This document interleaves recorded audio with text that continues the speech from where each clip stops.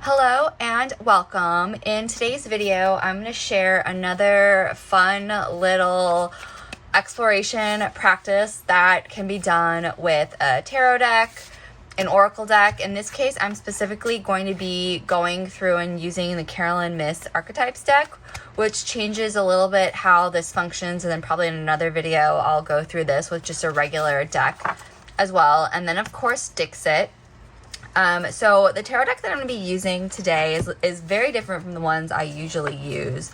This is the dark crystal tarot. So it's different because it is a pip deck. So, you know, Ace of Shards has one little crystal. If it's like the two of shards, it has two. So that means that the imagery on the cards isn't as different as it would be if it was not a pip deck. So that's going to be kind of interesting because, for example, if it's a potion, what I'm going to do is I'm going to choose one of my little charms, and I'm going to have that potion or put one of those little charms on the different potions to kind of represent symbolically what might be in the potion. And I'm kind of choosing those charms randomly. This is just a small little like subset of like my larger charm collection.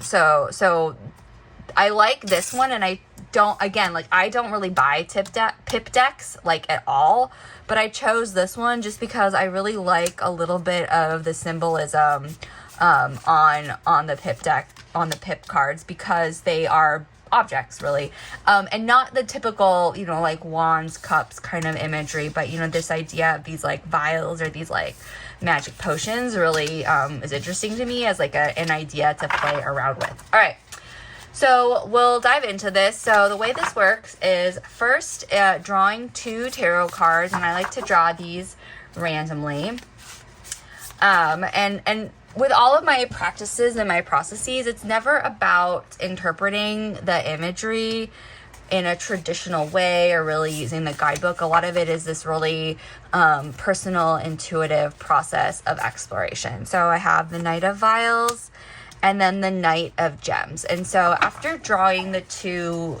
tarot cards, it's kind of just stepping back and noticing them. And again, this is another practice that's intended to be fairly brief, but just kind of just noticing and checking in with yourself and thinking about, and you can, if you're journaling, you know, maybe jotting down like one or two words, but kind of noticing like the mood or the energy that each of the images kind of carries, or that it elicits in you, or even kind of noticing their relationship to each other. So do they feel like cooperative, or is there like some kind of tension between them? Are they like completely unrelated? So just kind of noticing a little bit about the mood, the dynamic, that kind of thing. And then kind of thinking about them as maybe perhaps as like two forces or two aspects of your current experience in some way, whatever that means, you know, to you, whatever comes to mind if you're thinking about these as two aspects of your experience. It could be your inner experience. It could be two parts of you, two different feelings, tension between two competing like values or goals. It could be something, you know, that's internal to you, something that's external to you, whatever that is. Maybe thinking about a sense of movement versus hesitation, or like tension between structure and freedom. So whatever comes up for you in that context of basically just thinking about them as, you know, if these were two forces, two dynamics in your current experience, what would they be, right? Okay. So then the next part is drawing those archetype cards. So I'm, again, specifically going through this process of using archetype cards. So there are probably other ones aside from the Carolyn Myss. I've made my own little like archetypes deck too. There are lots of other ways to use archetype cards. I've talked about like using Larcana for this, but I'm just going to go ahead and choose two from the archetypes deck, and I place them near each of the tarot cards. So Students here, and then Visionary here, and they represent like the psychological roles or parts of self that could be relating to each tarot card, right? So kind of starting to narrow down what part of ourself the tarot card is maybe representing or speaking to or in some way related to, right? So thinking about, how this is representing like a student part of yourself. How does the Knight of Vials, the imagery, whatever you are like kind of exploring, relate to kind of like a being in a student role? And the archetype cards are interesting because they have like light attributes and shadow attributes. Thinking about how the archetype relates to the tarot card next to it. So how does like the student one relate to this imagery card, and then the visionary relate to like this Knight of Gems card, right? And the idea is that they're really starting to kind of like personalize this and make this more like part of your inner like role, right? Even if this is like perhaps this represents some kind of an external experience of yours, it's kind of like, well, how does this visionary part of myself like cannot support me in this? Is that what's creating like problems? Just kind of again playing around with bringing it kind of more personal. And so then the next part is the Dixit card.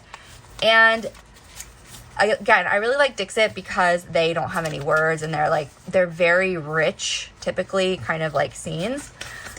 So the Dixit card is kind of like answering this question of like, if these parts of me, if this experience was like represented in a scene, what might that look like? What might that look like, right? Not what it does look like, but what might it look like, okay?